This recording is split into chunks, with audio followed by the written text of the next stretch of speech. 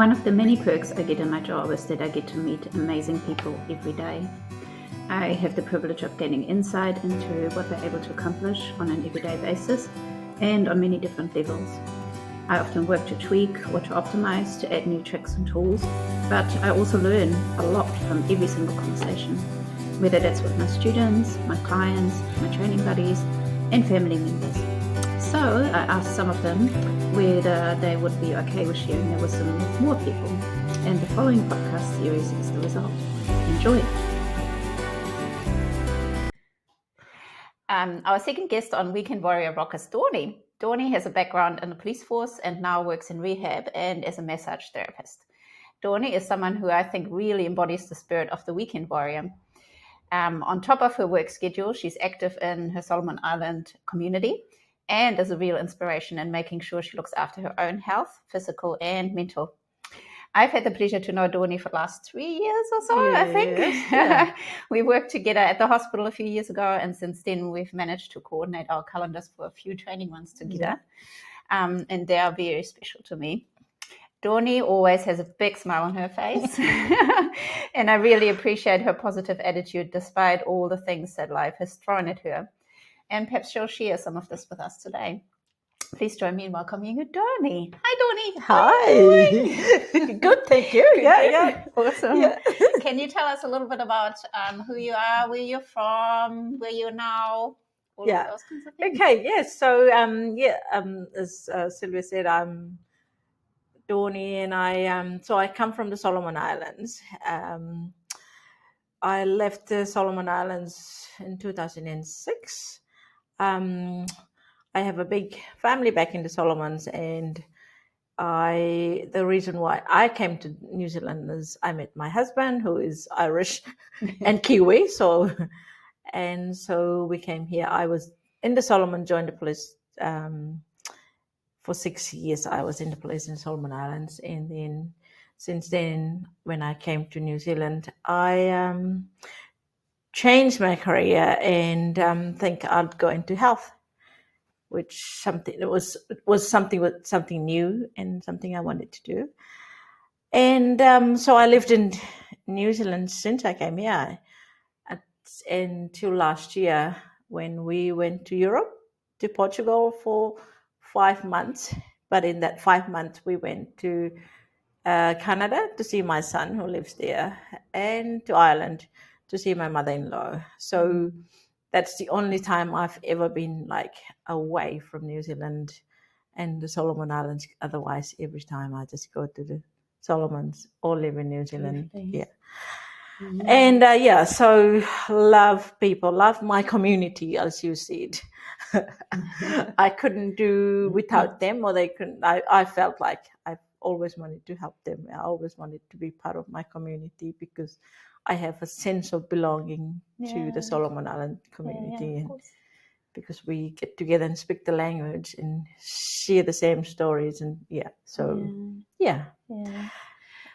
lucky that we're here, and you've got a reasonably big Solomon Island community in the Tauranga area. Hey? Yeah. So we have about 9 families, and then plus the seasonal workers that come here to do the kiwi fruit seasons. Every now and then we get together with them, and so then where do that's just me, and I have a daughter here, so one daughter here, and obviously one in Canada. And so then I came here. I worked in nursing homes as a healthcare assistant, and then I eventually I studied healthcare assistant. So then I worked in the hospital for a little bit in Tauranga, and then I went to Wellington.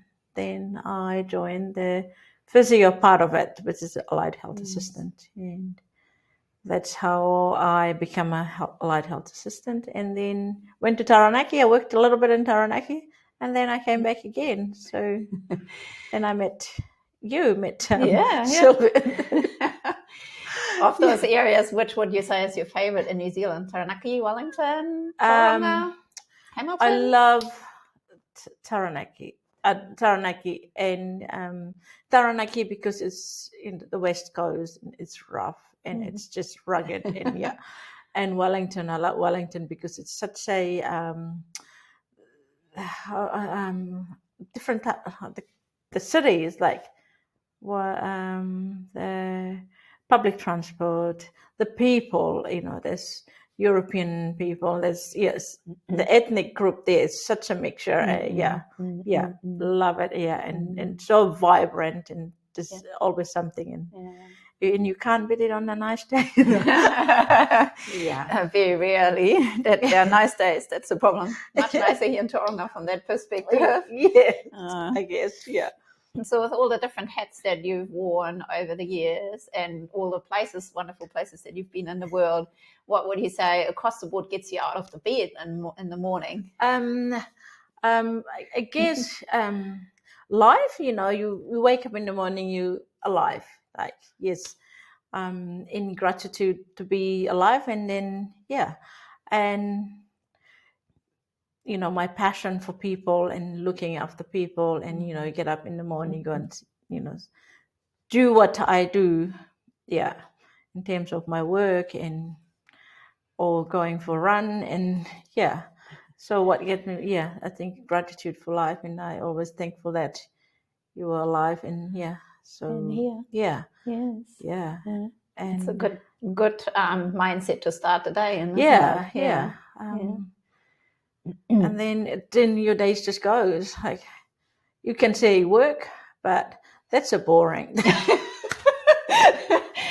if you but I love I love my work. Exactly. And that's the thing. I love my work because I looked after people, and people, like, without people, Yeah, exactly. It doesn't. There's no meaning to. But so I can't say I don't like my work. I love my work. I love me. You get up in the morning, first thing I've got to get up, go for my walk, go for my and you prepare yourself for work. So So, and meet amazing colleagues and I think clients. That's what I love. Have an amazing team. I've got a good team of people who I work with, and then we support each other, and That's awesome. And with all of that, we touched on running already a little bit. Apart from running, or maybe on top of that, and other things, what would you say is your top tip for looking after your body? But for looking after it's exercise, being positive, positivity. We're human, and in life there's always something negative, but you switch your mind to being positive, and there's always someone that's worse than you, so to look after myself. I think running, when I learned how to running 13 years ago, I was training for a half marathon with a really good friend of mine, and we did the Rotorua marathon. So we did the half marathon, and that was the first time I ever learned to run, and I loved it. Loved you're on your feet, and you think about things. Think about things that you never, like, you think about things that I could solve this thing. I could solve. And it clears your mind, and it's and plus learning. I love learning other cultures, learning other languages, learning anything that I could learn that is new. And that's but for me it's positivity. If I don't laugh, if I don't smile, there's something wrong.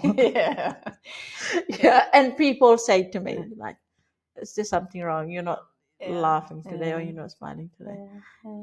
And so that's how I keep my brain healthy. I don't know if that's the in your body too. Your body. If you approach the day in that way, that's a completely different day, like you say.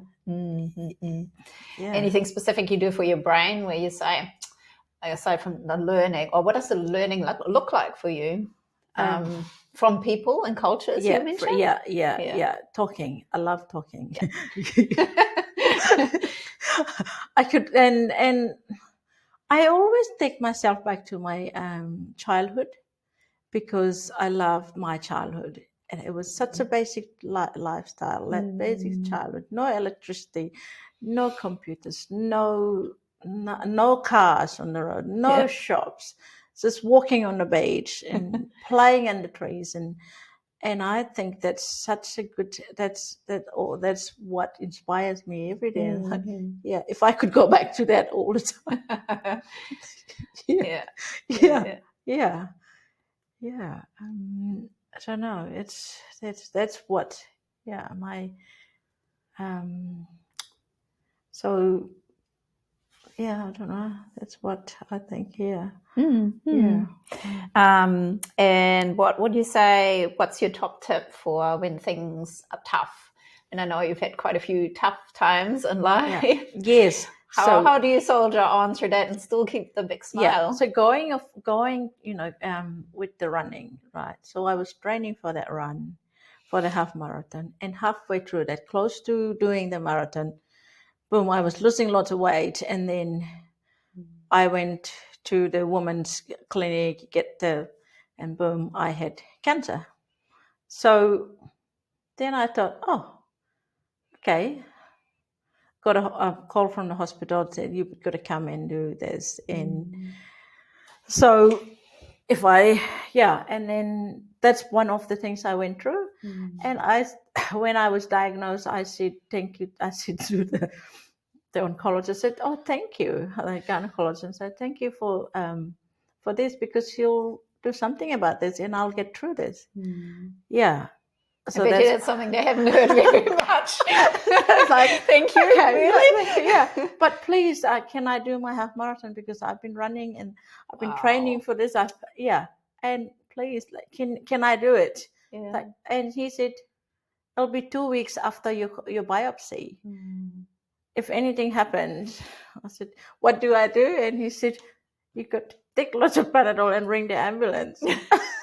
So that's one. That's part of that's one of the things I went through in my life, and I always look at this. There's always something. Someone will, fix it for you. Well, and especially in this.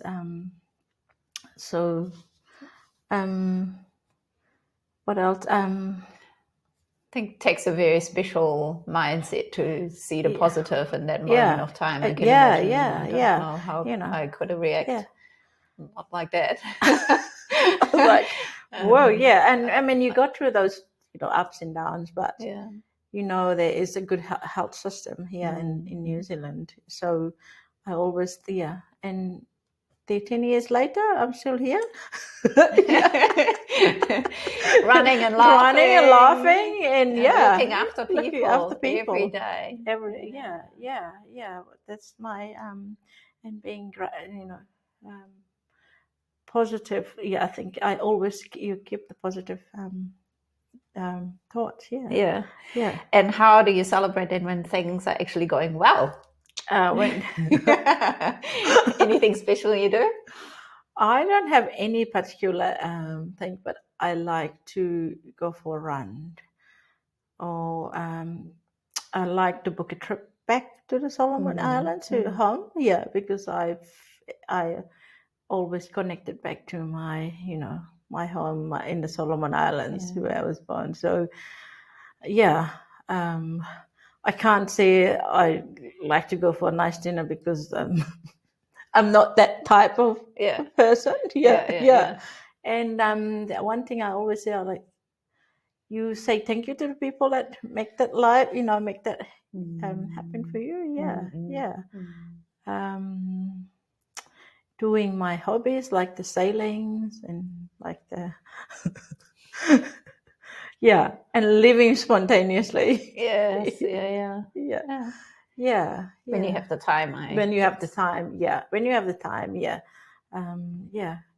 paddle boarding, and That's right. Gosh, you do a lot of different things, don't you? That's cool. Going on an adventurous trips and things like that. That Camino trip. yeah, It's yeah, pretty and yeah, amazing. and then that was one of the things I, rewarded myself, like a treat for me, going on a Camino trip, and I didn't realize it was such a special thing because, you walk along. Everybody has a different journey they on, and then they call it a pilgrim, but you are your own pilgrim, and you're going through your own journey, and yeah, and there was this time I walked along, and then this woman reading a book. People had, you go through emotions, but I never cried until I came across this lady, and she was selling this book of someone's story, and then next thing we were in tears. Yeah, so I took the book back, and doing it with a friend was a special time. Yeah, and that was part of the celebrations, I guess. Yeah. So cool. Awesome. And what would you say is your biggest achievement? I know New Zealanders, and I don't know, in Solomon Islands, we're kind of very cautious about saying that we've done something great, but I think you've got lots to celebrate. Yeah. Biggest achievement, I think, having my two children. Yeah, and when I came to New Zealand in 2006, I left. I didn't come here with any of my children. Yeah, and then I brought my daughter over when she was 17, so a very long time. And then my son was, he went to Canada, and I supported him to go to Canada. It's a different story, but it was a challenging time of my life because he was going to Canada with a stepmother who the father was divorced, and two women fighting for this child's interest of going to Canada because that's what he sees a future. So, that's one of the challenges and we achieved that because we fought with the father and we got I shared custody with another woman, with another person. Wow. So that is, so I could say that over and over again with my, having your children, and coming to New Zealand gives me the opportunity to learn and meet people like yourself and meet other people. And learning different skills, and because you're away from Solomon Island is a third world country, and New Zealand is a country that going forward, and is so. So I gratitude to all those people that make it possible. Yeah. Well, we are gaining back because I think you're in interacting with you and working with you, and subsequently still staying in touch. I really appreciate like your outlook and positive energy, and just always bringing that, no matter how tough it is. And our job isn't easy sometimes, but just bringing that positive attitude and great gratitude is makes a difference. I mean, working in health, health in hospital and healthcare it's a challenging, if you like my thing about work is you walk out of work in hospital and you leave everyone behind, leave everything there. It's your time now. So and never take work with me. You think of people, but you can't do any more for them. You've done your best in the last 7-8 hours. So it's now your time. I know that you do your best in particular, but it's not everybody's. It's not. It doesn't happen to like it's not. Everybody's not the same. But I think if you bring your heart and soul into it, and you're curious about people, like you say, you love learning of and about people. And I'm the same. I think that's the best part about my job. Is getting to meet so many cool people and learning about them. And I think you're a better healthcare practitioner too if you understand where people come from. Yes. What makes them tick. And that's all. And that learning from where people come from is some of the things that I do is like asking where do you come from, and then they start talking to you about where they come from. So, oh yeah, because it's such a small world. You know someone from somewhere, and you know like you hear about an experience of someone from that place, and you talk, and then or they people ask me where I come from, and then start talking about where I come from, and then so and it's such sometimes I get away with it. Get carried away, I mean. It's all part of rehab, I reckon. And that's how you build a rapport with people, and then that's how you engage. That's how you engage. They engage better with you. Exactly. And then, you know that some people don't want to engage when they are in pain or in those situations. Last thing they want to know is that when you say that physio, you have to move. So talking is part of it. No, I totally agree. And is there anything at the moment that you're reading or listening to that you think is worth sharing with anyone listening? What do what am I reading now? There was a book I read, the book I talked about when I was in Portugal. Oh yeah. I don't know if everybody has the same idea about it, because it's a very controversial, like a district, but it puts your the story is so different. Like you can't put your mind out of it, and it throws your mind, and you go, how could you do that? But it's their story, and but I can't think of that book at the moment. I can't think of it.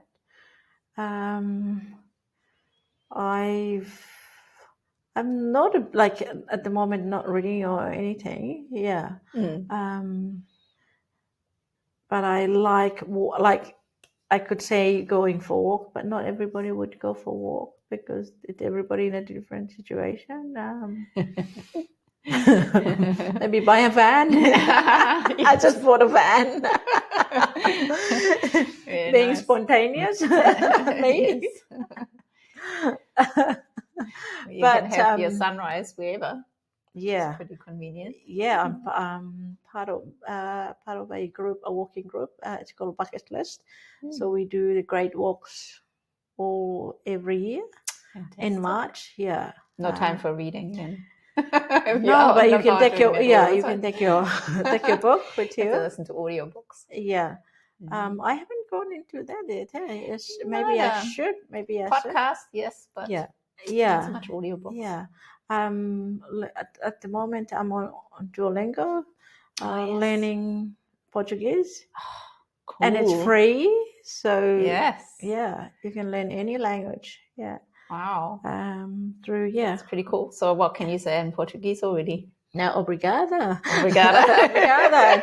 A woman very much. When I was first time in Portugal, I thought, this doesn't sound anything like Spanish. How is this so close to Spain? And I was like, no, I was in the right country. So it's quite a hard language to learn, I believe. ¿Cómo está? How are you? Yeah. It's similar to Spanish. But it sounds a bit rough sometimes, I think. It's quite but the thing they say all the time, tá bem, how are you? Oh, yeah. Okay. Tá bem. I won't remember that. Fantastic. You'll be my Portuguese interpreter now, in addition to everything else. No, that's cool. Awesome. Well, thank you so much for joining me today for a nice chat. And we'll catch up for a run sometime soon. I hope. Yes. I will have to get back to running, and I've been doing small runs, and just a park run. The park runs is good. Yeah, park run walk, 5-kilometer walk is it's good. Very achievable for everyone, I think. We went to Papamoa this morning, and they actually have now a dedicated park walker person. Oh, really? With the vest, and it says park walk on there. And I thought, oh, that's awesome. Okay. Because I know some people that walk and they feel a bit intimidated if the tail walker is so close behind them. But this is like now separate division, so to speak, which is cool. Oh my God! Yeah, okay. I don't know whether that's they've got good. that everywhere, but Yeah, here yeah. and a So couple yeah, more. Hamilton Lakes. If you go there, Yes, that's the that's best. nice. Yeah, Okay. yeah. That's really nice. I shall Yeah, go there one day. yeah, Awesome. yeah. Well, Awesome. thank you Yeah. so much. Thank you. Okay. Thank you for having me, Oh, no Sylvia. worries. Yeah. Pleasure. Thank I you. hope that all that makes sense, and it's yeah. People No, can, I will. Yeah. And we'll put the reference to the book in the Yes, little yeah. show notes as well. Yeah, We'll I find will. that. I'll look that up. Yeah, because I Awesome. think yeah. Some people might want to check it out. Yeah. Awesome. Thank you so you. much. Thank you for listening. If you enjoy this podcast, click like on YouTube and subscribe to the channel on YouTube, Apple or Spotify. Weekend Warriors rock.